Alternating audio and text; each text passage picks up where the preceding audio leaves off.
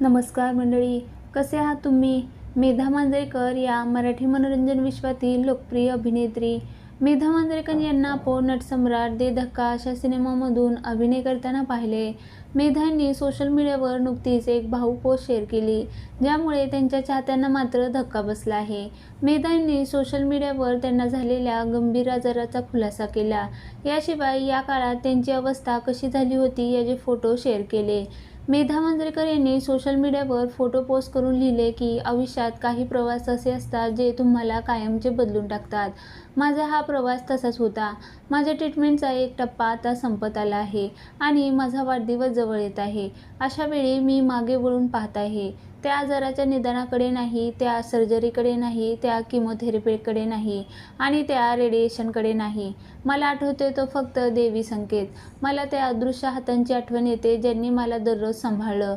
लोक मला बऱ्याचदा विचारतात, तू या सगळ्यातून कशी बाहेर पडलीस? याचं उत्तर खूप सोपं आहे.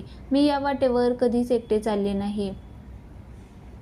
जेव्हा जेव्हा मला वाटलं की मी आता इथून पुढं एकही पाऊल टाकू शकत नाही, तेव्हा तेव्हा मला साथ देण्यासाठी कोणीतरी माझ्या शेजारी येऊन उभं राहायचं.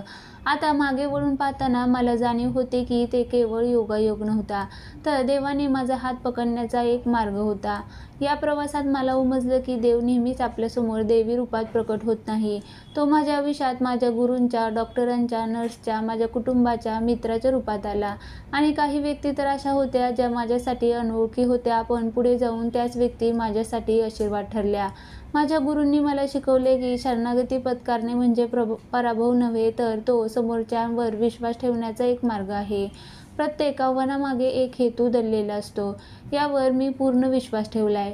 माझ्या मुलीबद्दल सांगायचं झालं तर एक आई आयुष्यभर या विश्वात जगते की ती नेहमी आपल्या मुलांचा हात पकडून राहील.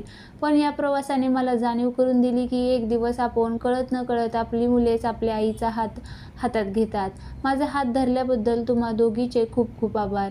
महेश चाटी, या काळात माझ्यासोबत खंबीरपणे उभं राहिल्याबद्दल धन्यवाद. काही प्रवास हे कधीच एकट्याने चालण्यासाठी नसतात आणि त्यानंतर येतो तो माझा गोतावळा, माझी माणसं, माझी बहीण, माझी जाऊ, माझे मित्रमैत्रीण. तुम्हा सर्वांनी प्रेमाचा अर्थच बदलून टाकलास. तुम्ही फक्त माझ्या पाठीशी उभे राहिला नाही, तर तुम्ही प्रत्यक्ष धावून आलात माझ्या घरी. माझ्यासोबत राहण्यासाठी तुम्ही एकमेकांमध्ये वेळ वाटून घेतला.